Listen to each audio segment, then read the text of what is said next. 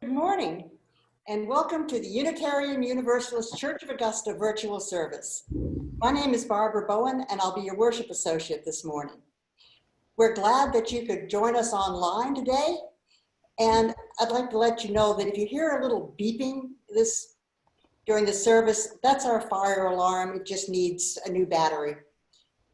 At any rate, while we're still socially distant, we can remain spiritually close by sharing this time together. Our sermon topic this morning is going to be our capacity to heal. It'll be delivered by our minister, Reverend Don Cameron. Now, before we start our service, there are a few announcements from our board secretary, Marcia Frank. Thank you, Barbara. We have 4 upcoming Zoom events this week. The parents group is going to meet today at 1 o'clock, and the registration information for this is in the e-announcements. Meditation group is going to meet Monday at 7 o'clock. You need to contact E. McNabb or Melanie Roberts to sign up for this one.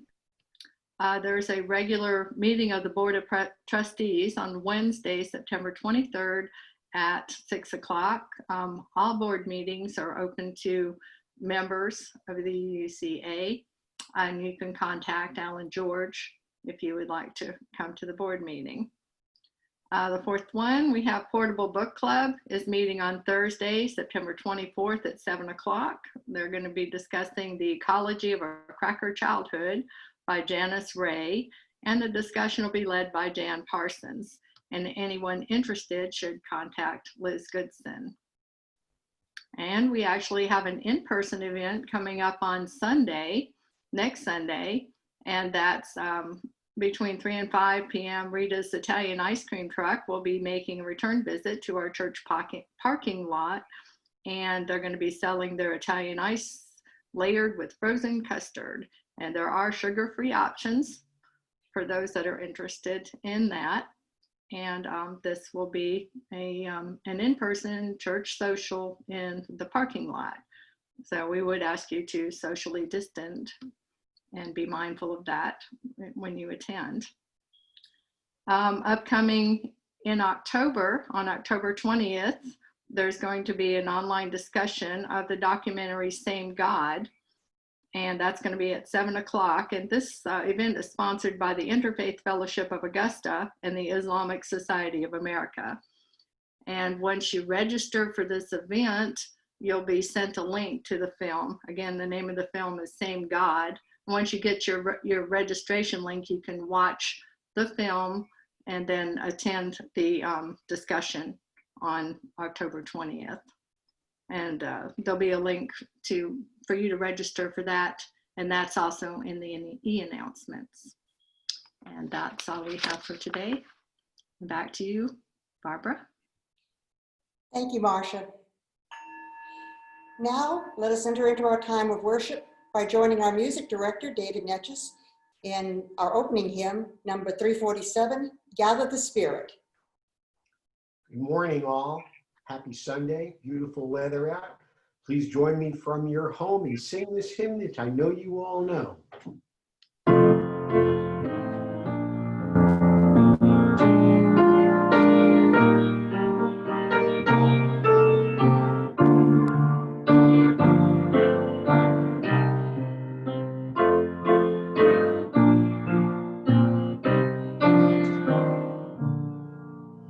Gather the Spirit, harvest the power, our separate fires will kindle one flame. Witness the mystery of His hour, our trials in this life appear all the same. Gathered in peace, gathered in thanks, gathered in sympathy now and then, gathered in hope, compassion and strength, gathered to celebrate once again. Gather the Spirit of heart and mind, seed for the sowing are laid in store, nurtured in love and conscience refined, with body and spirit united once more. Gathered in peace, gathered in thanks, gathered in sympathy now and then, gathered in hope, compassion and strength, gathered to celebrate once again. Gather the Spirit, growing in all, drawn by the moon and fed by the sun, winter to spring and summer to fall, with chorus of life resounding as one. Gathered in peace, gathered in thanks, gathered in sympathy now and then, gathered in hope, compassion and strength, gathered to celebrate once again. Our opening words this morning are from the poem by Robert Frost, Nothing Gold Can Stay. Nature's first green is gold, her hardest hue to hold, her early leaf's a flower, but only so an hour. Then leaf subsides to leaf, so Eden sank to grief. So dawn goes down to day, nothing gold can stay. And we light our chalice this morning in honor of our second principle, justice, equity, and compassion in human relations.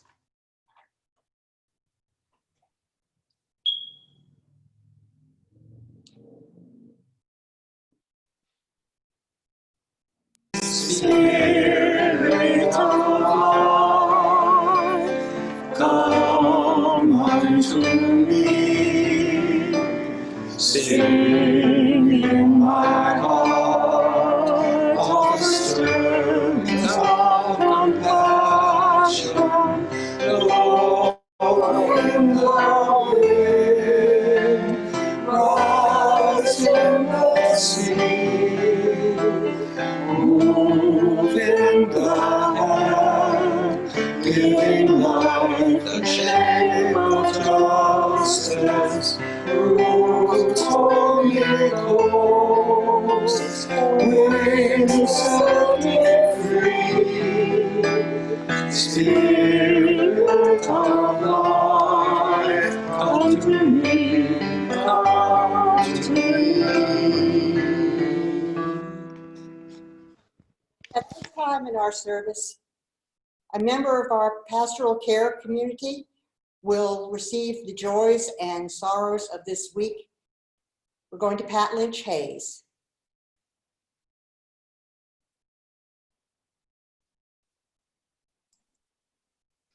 Now is the time in our service when we are invited to share the joys and sorrows that have recently come into our lives.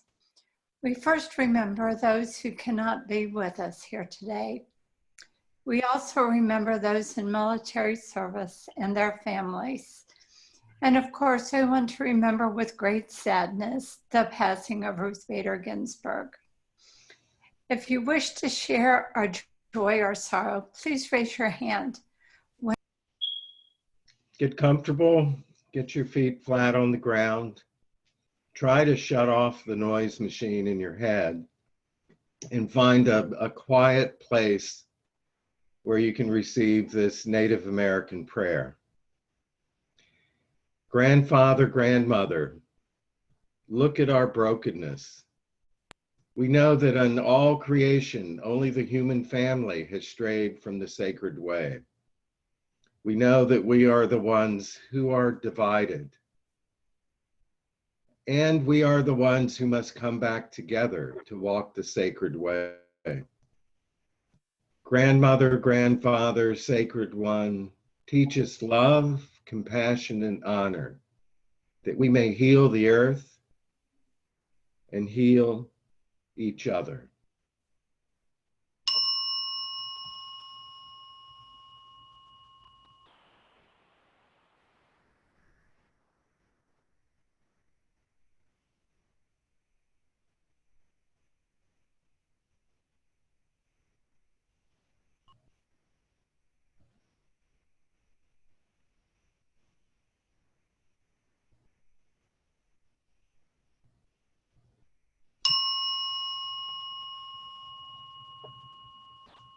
And now we'll pause for a minute to ask for your help in supporting our church.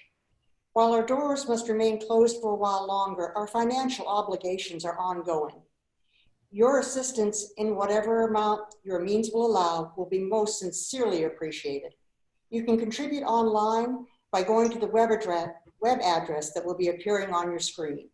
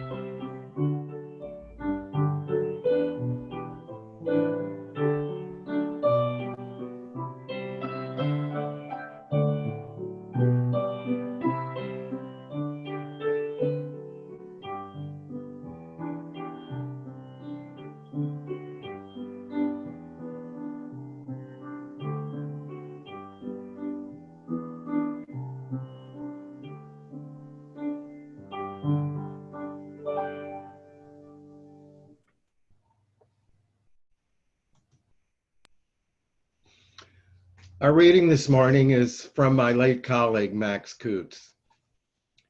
When did we ever learn that life was always summertime and spring and harvest time?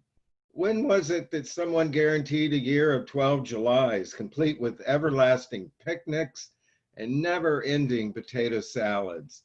What sort of quaint, mistaken almanac said spring could come without December?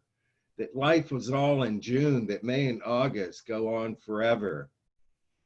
Even winter in ourselves may be the poor soul's fertilizer, and spring within can come only if some winter has come first. Can come if something like a seed is kept alive through wintering to sprout and grow. Like earth, we have our seasons too.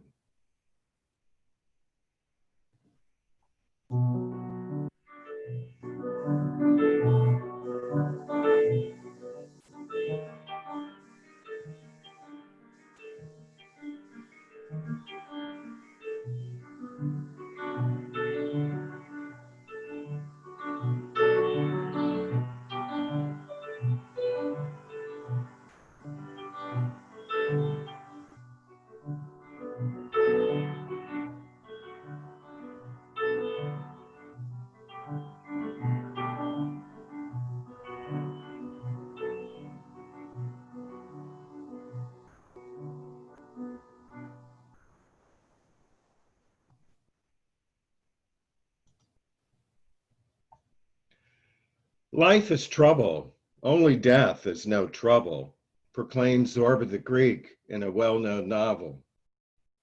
Yes, life is trouble. In one way or another, at one time or another, we've all been broken, physically, mentally, emotionally, spiritually.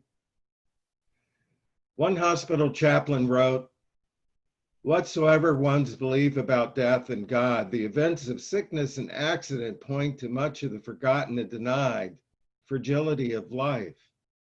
Each of us is only a heartbeat away from death, or is likely to be crushed by an airplane wheel as to be diagnosed with a terminal illness tomorrow. The question for me is not, why does this happen? The real question is, how shall we live knowing that such events are possible?" We struggle with the meaning of our fragility. I'm broken, fix me, and while you're at it, tell me why. This is our mantra. As one who consistently confronts human brokenness, I am time and again asked what we Unitarian Universalists bring to the table of human brokenness. What do we offer people who suffer accident, terminal disease, and poverty of the spirit? One side of me tends to treat the words of my medical doctors having been handed down from Sinai. The other side of me resonates with the faith and the capacity of the human will to fight disease. Here I think of Bill Moyer's book, and I'm dating myself, Healing in the Mind, written in 1995, which grew out of his public television series. I also think of Unitarian Universalist writer Dan Wakefield. He compiled an exceptional catalog of the remarkable powers of human beings to deal with disease and death. The title of his book, Expect a Miracle, the miraculous things that happen to ordinary people. No quacks are these two white writers, and have no fear, I will not be laying on hands today. What you see is my struggle to come to terms with my religious faith and the desperate need of hurting people to be healed. There is a difference between curing and healing. Curing comes from an intervention of an illness that restores one to health. It is basically a medical term. Healing comes from when we mobilize our own inner resources as allies in the healing process. It is really a spiritual term. The word health comes from the root words heal, whole, and holy. To be healthy is literally to be whole. To heal is to make whole. The process might be called holy. But healing also comes when we realize there are some things that cannot be fixed, cannot be healed. Healing then becomes with the healing then comes with the acceptance of the unfixable and with receiving loving support in face of it. Healing can mean that if we can't cure, we can at least care. We can be a healing presence. We may not be able to cure brokenness, but we can companion the broken. All this begs the question, what is our capacity to heal? I believe we live in a unitary universe within which healing powers operate. We are part and parcel of an infinite whole. We are sent into the world, as our own Ralph Waldo Emerson puts it, with some spending money. We come equipped with resources of spirit, will, and the capacity to heal ourselves within limits.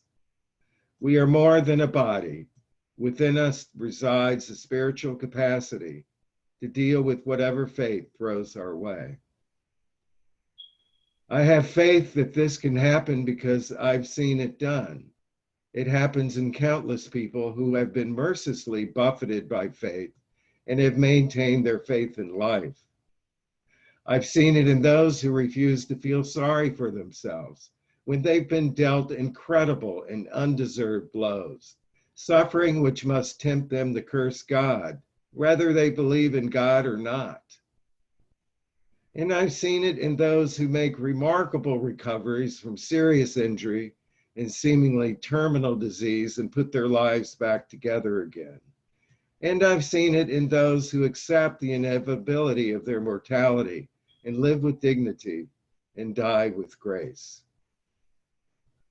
I believe in this healing, not because of some theological wisdom, but because I've seen it happen. I believe we are sustained by a community of people who care enough to care about us. Knowing we are cared for is a powerful source of strength.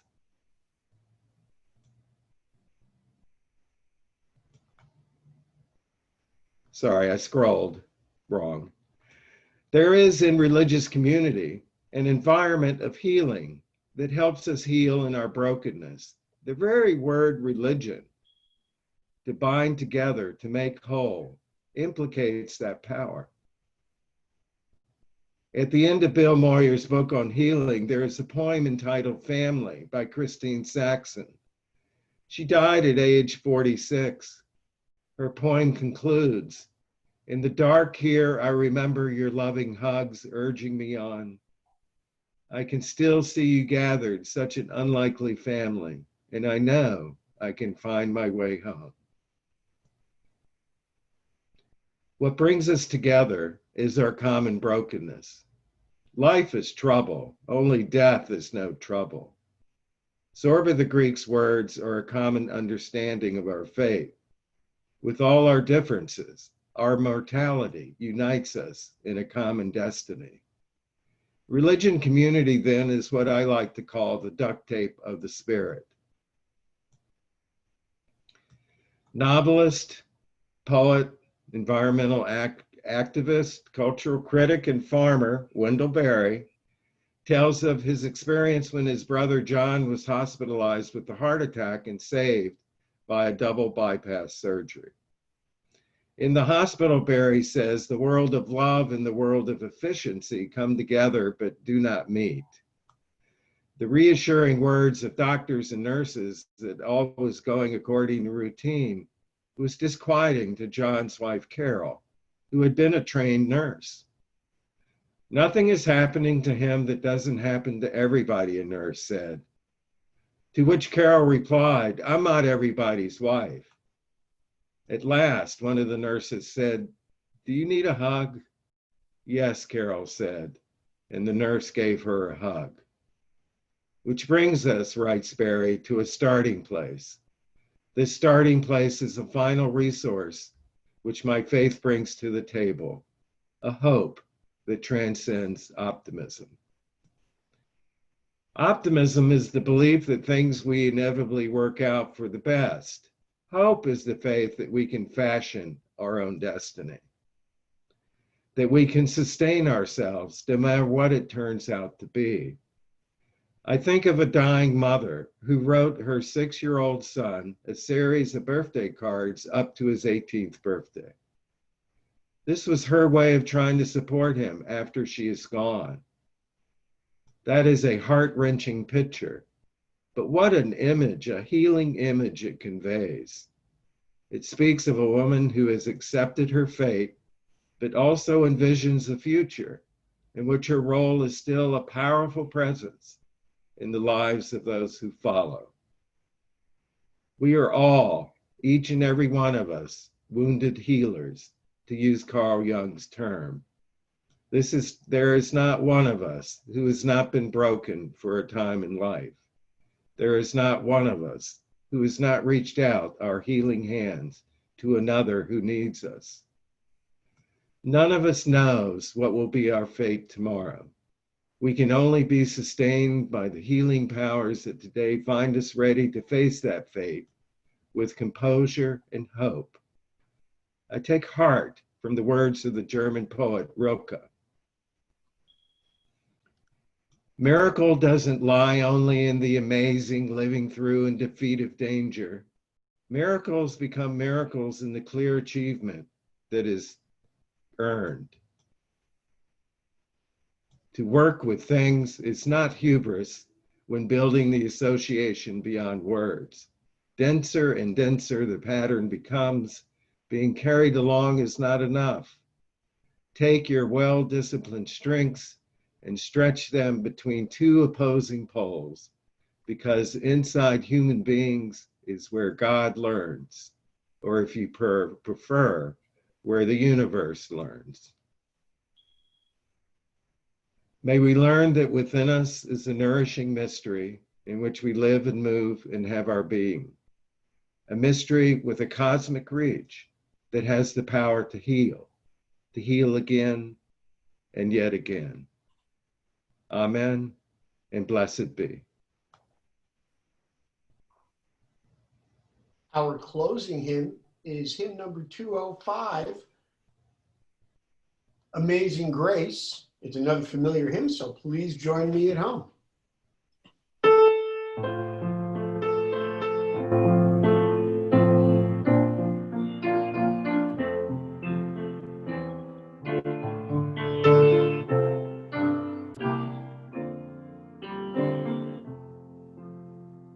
Amazing grace, how sweet the sound that saved a wretch like me.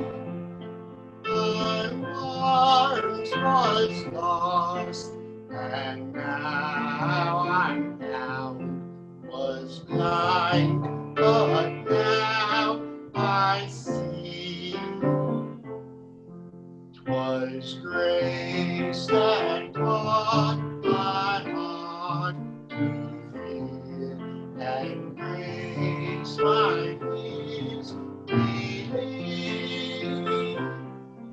How precious did that grace appear, the hour I first believed. Through many dangers, toils, and snares, I have already found 'tis grace that brought me safe thus far, and grace will lead me home. When we've been there in 1,000 years, bright shining as the sun, was boundless days to sing God's praise. Then when we first begun.